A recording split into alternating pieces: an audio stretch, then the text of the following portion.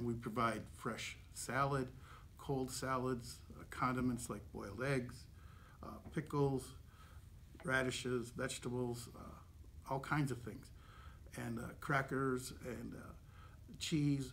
So these sorts of items were there, and it became very popular. And we've had it ever since. And the district pays for that, so therefore we are not monitored by the federal government, and we can provide whatever we want on that. So Okay, that's interesting because, I ran for school board. I only got 39 votes, which I was very disappointed on. But fact is, I was running against, two very popular candidates, two very strong candidates. And that was one of my, I think, one of my platform issues was the nutrition program and, the school lunches. And so I think that puts it into a broader perspective, even for myself and others, understanding that, there was that regulation. I did understand that there was the USDA attachments, to grant regulations and such, but it's good to know that now that we're autonomous, so to speak, as far as the lunch program. I understand that correctly, right? yeah, the salad bar part. The salad bar We part. still have Right. to maintain As that. far as, but the salad bar part is It's us. autonomous. It's yeah. us. And then, I spend a lot of time in the school, and you have boiled eggs on there and protein, and so I think that's a good thing. Yeah, and we took input from the staff, from the children, as to what they liked. And the staff certainly says, protein, especially in the morning, because we do have that available sometimes in the morning for breakfast, is that these children get at least a boiled egg in the morning instead of whatever the menu calls for if it's something they don't like. So then that helps with the children, helps them learn actually early in the morning, gets their metabolism built up, and they're ready to go. I think what people don't understand, and well, maybe they do and maybe some don't, but many of our children, the school is the place where they get the majority of their meals in a day. And so I think that's why people feel so strongly about it, because it's an important piece to their education and the lives of our kids in our community. That's exactly why I really pushed to have that salad bar. And of course the board, they accepted that, and we provided for that. So Awesome. I still feel very strongly on that issue. We Sure. must provide our children with enough nutrition to get through the day. Absolutely. So Anything else you want to? yeah, other things that we've done since I've been there is that we've added many language and cultural programs at the school. For instance, we now have Ojibwa language in all grade levels. We have the Anishinaabe Ways curriculum into all the grades levels. Some of the things I'll just go through, not all of them. There are like 25 of the things. We got the cultural coordinator position there. We got the family circles along that came with that position. 3 language teachers who are local gentlemen. And that's an issue that I still work hard to, is to recruit as many Native teachers, aides, workers of any kind that get into that school, so that our kids can see their role models. Or they could be role models for those children to see them in the school. But those especially the professional staff, it's unfortunately those numbers are pretty low for Native people.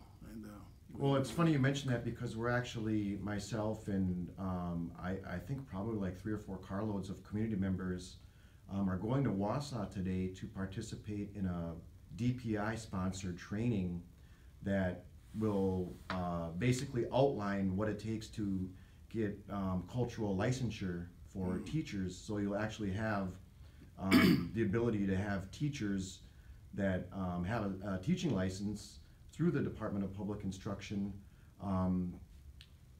specifically surrounded by culture, focused on culture. So I hear you saying that these are some of the things that we could, potentially do if we get the capacity in our community to get teachers that, yes, you'd be willing to bring them on board. absolutely, Okay. absolutely, strong supporter of that.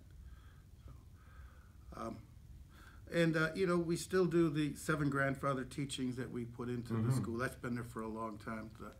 The powwows, the monthly powwows. We also started the beginning of school and end of school powwows.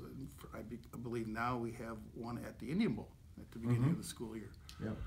And we've had, at the end of the school year, a walk from the school down to here at the casino down at the lake. And we do all sorts of things. And I feel that's really important to do that. And also to provide an education for our children that may learn in a different way rather than studying by the book, the traditional way of taking a test and taking homework and such. We recognize that Native children learn in a different way, and we address that, and our staff does too. So that's things that we do. And we have the annual cultural in-service for all staff, and we include Lakeland staff to come to that. Okay. And they have been for the past, I believe, 3 or 4 years. So that's ongoing. I've been a part of that actually, Yeah. so I can attest to that. Yeah, That's, so that's a good thing, you know. It is. Connecting those two communities is important. Yeah, they got to know where our kids come from.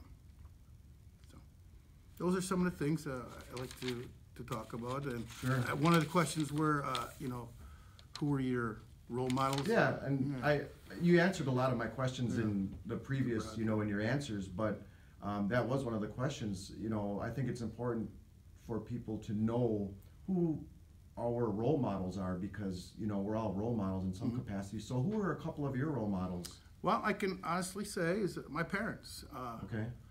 They instilled into me a work ethic at a young age, and in fact, I've been working since I've been 14 years old, and to do that, and to also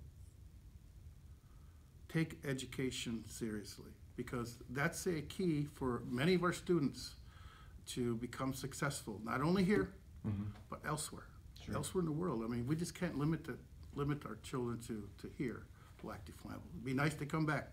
I did.